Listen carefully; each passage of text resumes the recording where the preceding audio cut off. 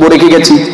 একটা কথা জানবেন যে রাসূল পাক সাল্লাল্লাহু আলাইহি ওয়াসাল্লাম হাদিস শরীফের মধ্যে বলেন, কাল কিয়ামতের ময়দানে একদল ধনী মানুষকে আল্লাহ ডাকবে, একদল ধনী মানুষকে আল্লাহ ডাকবে। মিশকাতুল মাসাবি কিতাবুল ইলমের ভিতরে হাদিসটা এসেছে।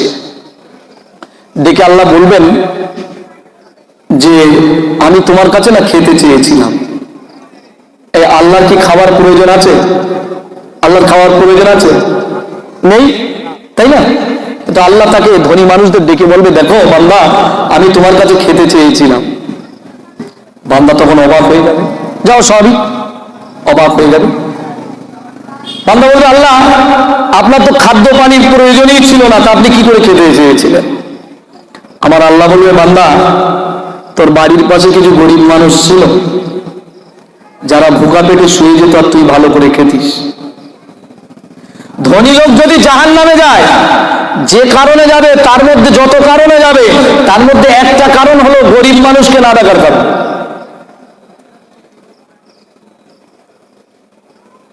عن ابن مسعود قال قال رسول الله صلى الله عليه وسلم أي الإسلام خير يا رسول الله। হে রাসূল, ইসলামে ভালো কাজ কি? নবী বলেছিলেন, তুতি উত্তম তুকরি সালাম। ইসলামে ভালো কাজ হলো ভুকাকে খাওয়া দেওয়া, যে ক্ষুধা পেটে আছে তাকে খেতে দেওয়া, আর বেশি বেশি সালাম দেওয়া।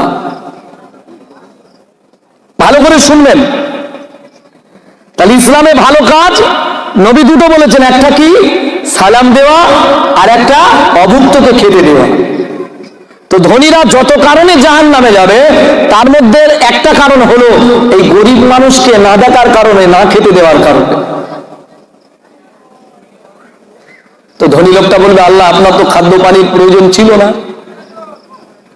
আমার আল্লাহ পাক ওই সময় বলবে, বান্দা তোমার বাড়ির পাশে তোমার প্রতিবেশী অর্ধ পেটে অর্ধাহারে অনাহারে শুয়ে গিয়েছিল, তুমি কি তাদের খেতে দিয়েছিলে? মুসলমান বাবাজি ও ভাইয়েরা, বান্দা চুপচাপ দাঁড়িয়ে থাকবে। আমার আল্লাহ ওই সময় বলবে, বান্দা ওই দিন পৃথিবীতে গরিব মানুষকে তুমি যদি খেতে দিতে, তোমার প্রতিবেশী যে অর্ধাহারে অনাহারে আছে, ওই ব্যক্তিটাকে তুমি যদি খেতে দিতে, ওই গরিবটাকে খেতে দেয়া হতো না, বরং আমি আল্লাহ আমাকে খেতে দেয়া হতো। একবার জোরে বলুন সুবহানাল্লাহ। আচ্ছা, কি বুঝতে পেরেছেন মুসলমান বাবাজি ও ভাইয়েরা? আল্লাহর নবী দিন দুনিয়ার বাদশা হাবিবুল্লাহ জনাবে মুহাম্মদ রাসূলুল্লাহ বলেন, আমার আল্লাহ ওই ধনী মানুষটাকে জিজ্ঞেস করবেন, ও বান্দা তুমি কি আমার একটু কাপড় চোপড় দিয়েছিলে? হাদিস শরীফের মধ্যে সে মিশকাতুল মাসাবি কিতাবুল ইলমের মধ্যে হাদিসটা আছে। আল্লাহর নবী বলেন, ওই ধনী মানুষটাকে আমার আল্লাহ জিজ্ঞেস করবে, বলো আল্লাহর বান্দা, আমি তোমার কাছে কিছু পড়তে চেয়েছিলাম, কাপড় চোপড় চেয়েছিলাম, তুমি কি আমার দিয়েছিলে?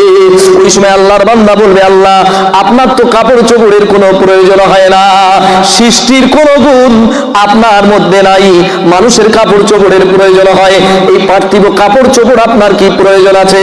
মুসলমান বাবাজি ও ভাইয়েরা, আল্লাহর নবী দিন দুনিয়ার বাদশা হাবিবুল্লাহ বলেন, আমার আল্লাহ পাক ওই ধনী বান্দাকে লক্ষ্য করে বলবে, বান্দা তোমার বাড়ির পাশে যে প্রতিবেশী ছিল, ওই প্রতিবেশীকে তুমি কি একটু কাপড় দিয়েছিলে?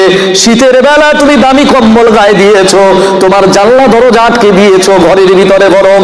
আর একটা গরিব মানুষ তোমার পাড়ায় ছিল, যে মানুষটা টালির ছাউনি মাটির বাড়ি বেড়ার বাড়ি দিয়েছিল, যার একটা ভালো কম্বল আর কাপড় জুটতো না, যার ছেলে পিলের গায়ের ভালো করে একটা সোয়েটার জুটতো না, চাদর জুটতো না। বান্দা তুমি যদি তাদের পাশে দাঁড়াতে, তাদেরকে যদি কাপড় চোপড় কিনে দিতে, তাহলে ওই বান্দাদের কিনে দেয়া হতো না, বরং আমি আল্লাহ আমাকেই দেয়া হতো। একবার জোরে বলুন সুবহানাল্লাহ। কি বোঝা গেল? হ্যাঁ, খুব সাবধান। কিন্তু কিয়ামতের ময়দানে প্রতিবেশী সম্পর্কে জিজ্ঞেস করবে। কিন্তু দান করা খুব কঠিন কাজ, দান করা খুব কঠিন কাজ।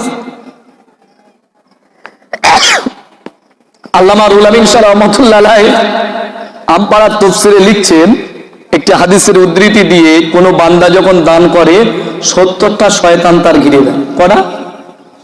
70টা। আপনি দেখবেন, যেটা গরিব মানুষকে আপনি দান করতে যাবেন, আপনি 10 টাকা 20 টাকা খেয়ে ফেললেন, আপনার পরিবারের পরিজনের জন্য দিলেন, বিভিন্নভাবে দান সাদকা করলেন, কিন্তু যখন কোনো গরিব মানুষ আপনার কাছে হাত পাবে আপনার 2 টাকা দিতে কষ্ট হবে, কিন্তু ওই দিলেই কিন্তু আপনার লাভ। আপনি যেই দান করলেন, যেই সাদকা করলেন, আল্লাহ পাকের রহমত আপনার উপরে নাযিল হবে, আপনার বিপদ মুসিবত আল্লাহ দূর করে দেবে। একবার জোরে বলুন সুবহানাল্লাহ। কি বোঝা যাচ্ছে? তো আল্লামা রুহুল আমিন সাহেব রাহমাতুল্লাহ বলছেন যে যখন কোনো মানুষ দান করে 70টা শয়তান তারে ঘিরে ধরে। একজন আলেম ওয়াজ করতেছে মসজিদে, আর একটা লোক বলে আমি 70টা শয়তানের পরাজিত করে আজ দান করবো। সে বাড়ি দৌড়িয়ে চলে গেছে, দৌড়ে গিয়ে বাড়ি থেকে কি করেছে, গামছায় করে চাল টাকা পয়সা বেরিয়েছে। আর তার বউ দেখবেন বাড়িতে কোনো কিছু বের করতে গেলে বাড়ির বউরা একটু বকাবকি করে, তুমি কারে দেবে, কি দরকার, ইত্যাদি ইত্যাদি। তার বউ কোনো মতে বেরুতি দেয় না। এ তো জানে আমি মসজিদ থেকে বলিয়েছি ইমাম সাহেবের যে 70টা শয়তানেরা যে হারিয়ে দেবো, আমি দান করব। এখন এ কাষ্টি বৃষ্টিকর জাতি চাই, ও তা যেতে দেয় না। দুজনায় মিলে কোস্তা কুস্তি কাড়াকাড়ি, লাস্টে বউ হাত থেকে কি করেছে, চালমাল সব কেড়ে নিয়েছে। এ মুখটা বেজার করে মসজিদে তোলে, হয় কি হয়েছে, বলে আমি 70টা শয়তানেরা হারিয়ে ফেলেছি, কিন্তু শয়তানের মাকে হারাতে পারি। 70টা শয়তানের হারিয়ে ফেলেছি, কিন্তু শয়তানের মাকে আমি হারাতে পারিনি। নারায়ে তাকবীর, নারায়ে তাকবীর, নারায়ে তাকবীর। আওলাদে মুজাদ্দিদ জামাত সিলসিলায়ে ফুরফুরা শরীফ।